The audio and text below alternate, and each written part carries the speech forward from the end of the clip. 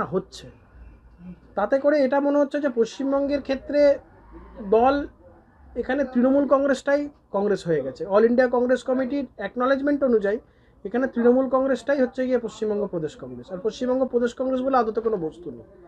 এখানে কংগ্রেস কর্মীদের লড়াই সংগ্রাম, মার খাওয়া, মিথ্যা কেসে জেলে যাওয়ার এগুলোর কোনো দাম নেই।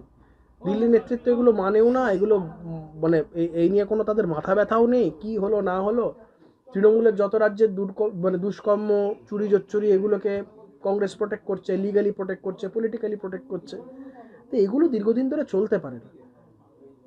কয়েকদিন পরে দেখবেন লোকসভা নির্বাচন আসছে 1-1.5 মাসের মধ্যে, কংগ্রেসের নির্বাচন জেতার সে মানসিকতাটাই নেই, যাত্রাপালা চলছে এখন।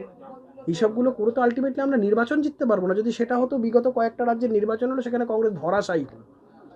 তো এই মতো একটা অবস্থা, এবং যা পরিস্থিতি, তাতে করে কনজিকিউটিভলি 3 বার থার্ড টাইম কংগ্রেস অফিসিয়াল বিরোধী স্ট্যাটাসটা পাবে না, যা অবস্থা দলের এই মুহূর্তে।